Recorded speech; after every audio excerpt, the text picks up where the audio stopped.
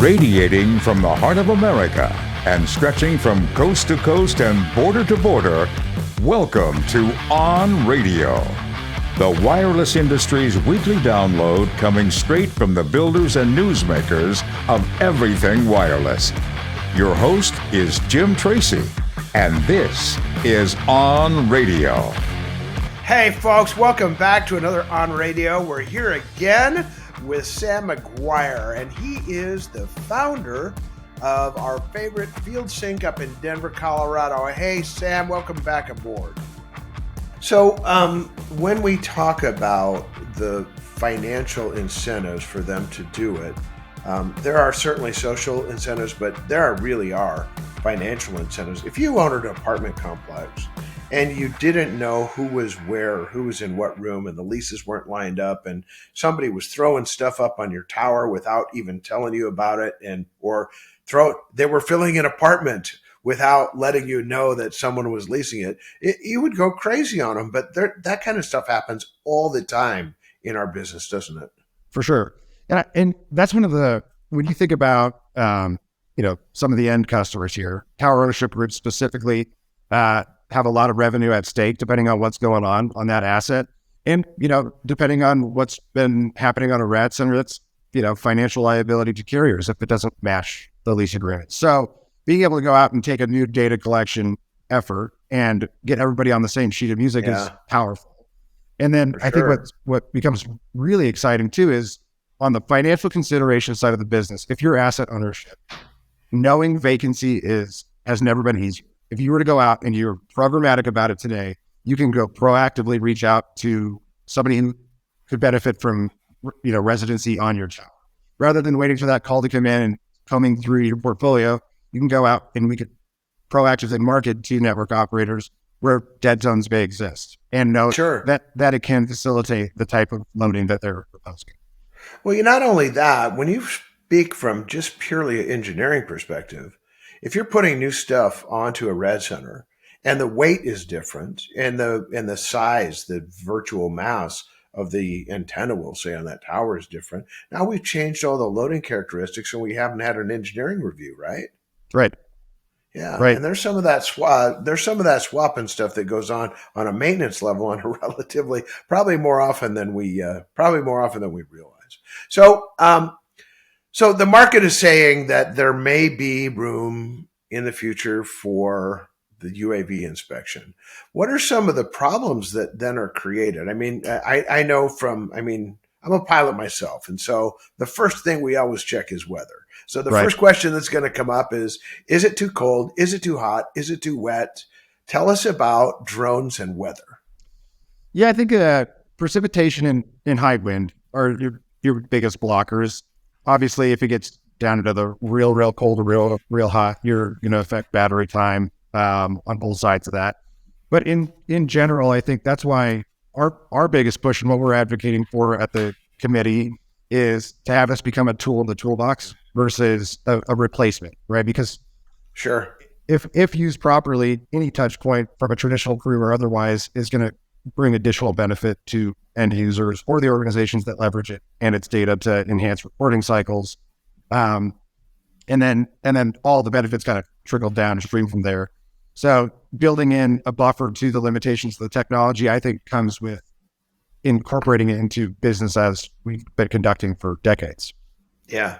And so you see it when you talk about a tool in the toolbox, you see it every truck rolling with a UAV or in this case, a UAS, because you have to take that data and incorporate it into a package that the tower owner, the REIT, or the carrier can actually consume, right?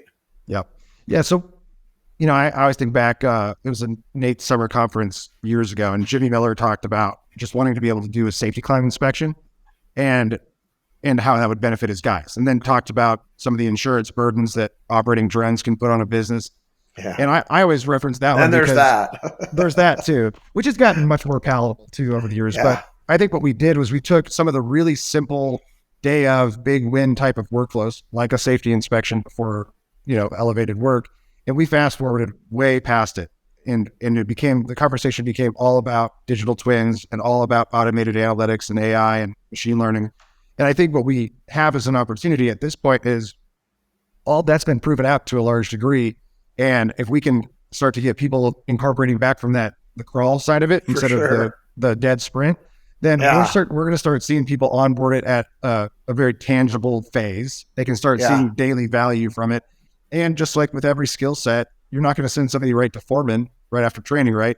You have these pilots getting some really basic stuff on a daily basis that can help them be safer, help them complement reports. And before you know it, between the skill sets increasing and flight automation that we have out there, digital twins are not a far lead.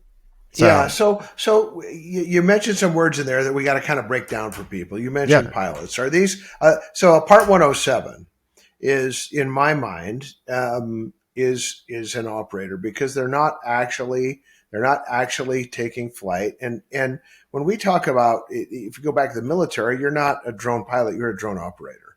And most people have this view of the military drone, hey, somebody's going to come in and bomb me with no pilot on board. And those are all erroneous thoughts, especially when we're talking about asset inspection. Yeah. So are we moving towards a change in vernacular that says operator versus pilot? I think so, especially as it relates to telecom, right? Because what's driven that 85,000 tower flights this year, kind of a number, a lot of that is folks that are designated specifically to fly drones versus being cross-trained to operate a drone.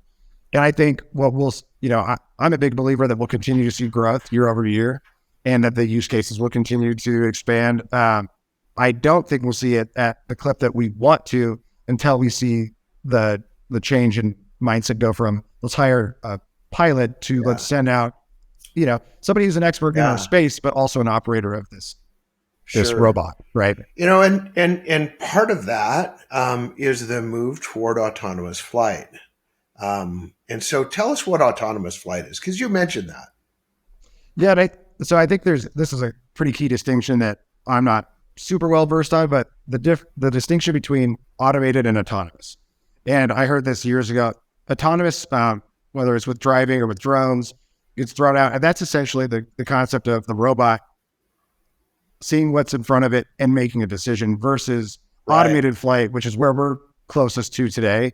And that is saying we're at the structure, we've told some software, key componentry of the flight, characteristics of the site itself, and then it has an objective in mind. So like with the digital twin concept, I'm going to get X number of orbits or columns around this tower.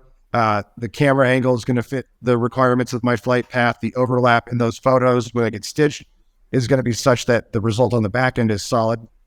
That's going to be, I think, the next stage in what we see drive scale is really quality data collection that takes a handful of inputs from an operator. And there are decisions being made by the drone. It knows to stay on this plane this far away from the tower. It knows how many. It knows the shutter speed that it has to execute in order to stitch those digital twins together, and it knows some other things. But there are some things that I think it's an important distinction that we actually really need highly qualified operators for. And number one, if you hit that automatic return, and we're going to talk about that in a minute too, but you hit that auto return or auto land, and it doesn't always auto land. You hit that automatic flight button, and it gets some RF interference, and bad stuff can happen. And I know you know that because we've spoken about it. Tell us about the risks in terms of that. Yeah, I think so. You've referenced the Part 107 concept, and for anybody that hasn't delved into the drone side of things, that's just the FAA required license to go out and commercially operate a drone and be able to sell the data after the fact, right? That's just way easier than a driver's license, isn't it? I wish my score was higher on mine. I passed, but I couldn't. There's the sexual charts are no joke. But I think when you look at a Part 107, the way we think about it is that's the most baseline qualification. That's essentially enabling you to operate commercially. Time on site, behind the sticks, knowing how to navigate, adverse situations is super important. The flight automation does help dummy-proof things to an extent, right? When it comes to data collection and turning your effort on site into something that's going to be valuable in the back office, flight automation's awesome. But even the best stuff that's out there requires a pretty keen eye. You can't just hit the button and go sit and look at your phone in the truck, right? You got to be out there making sure that wind isn't affecting it improperly. To your point, RF can do a lot to a drone, and it depends on type of equipment you're in front of. But there's certainly, we're not at a hit and let it go just yet. And one of the things that people don't really have a grasp of is if you were thinking like an insurance company, if you were thinking like a carrier or a tower owner, you'd say, okay, show me the risk and how many incidents, how many really bad incidents where there was someone hurt or property damage that was significant have happened with drones, with UAVs or drones. In the tower space specifically, we've tried to dig this up. Zero. Zero. I mean, there's really no bad stuff that happens. You're only dropping a few pounds, and you're usually in quite significant control of it. And you're in rural areas, and the opportunity for runaways for any operator that's got even his hat turned right can.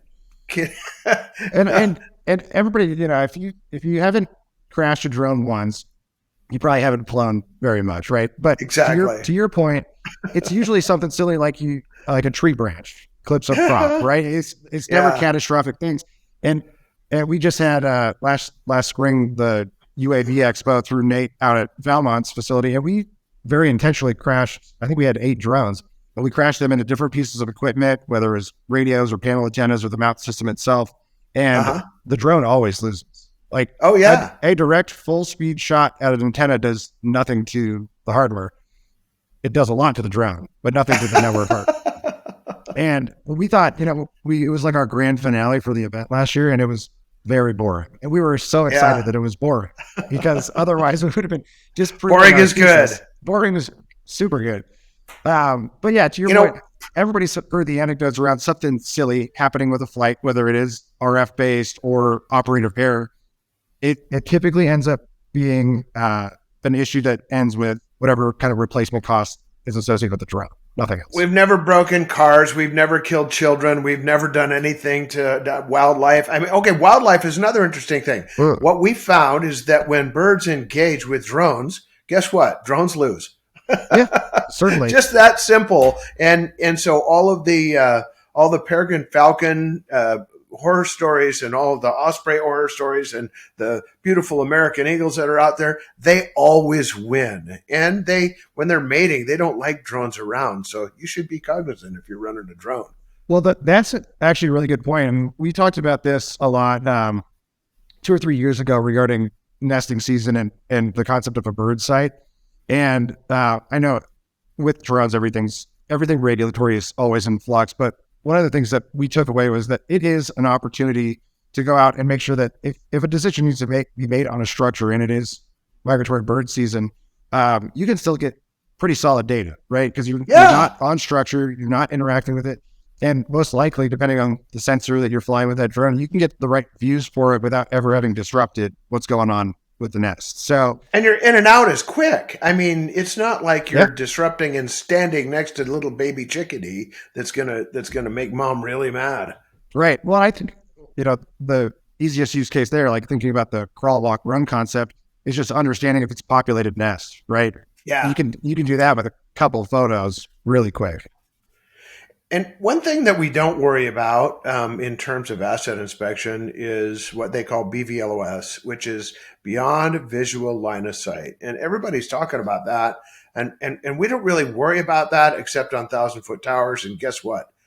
There just aren't that many 1,000, 2,000-foot towers. And so we don't really need to worry about it because even though we are not supposed to use, enhanced vision to track our drone, we can actually see it pretty far away, and if we stay within 400 feet of the structure, we're legal, right? Yep. Yeah, I think so. When you think about BV loss, a couple opportunities in the immediate future that come to mind would be access issues. So, and I know you guys up in the Pacific Northwest and anybody who operates in the Rockies may get a service call where you're snowed in. If it's far enough out that you would lose visual line of sight, that's an easy opportunity to just understand what you're engaging from a sight. I think you should actually call Legacy and get a snowcat, but that's a different story. The other one that people are talking about would be disaster recovery. So if you needed to fly in and assess a scenario after hurricanes or tornadoes, whatever it might be, or think about what's going on in Turkey with the earthquakes, really important stuff.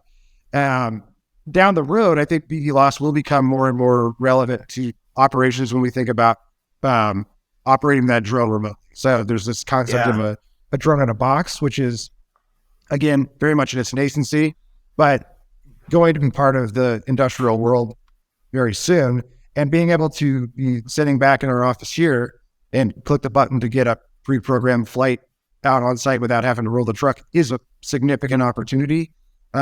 Just like with anything, though, proving out the commercial value is going to be the big thing. Yeah. Well, check in again next Thursday for our final episode with Sam McGuire, the drone guy. But until then, folks, let's all choose safety today. This is Jim, and I am out.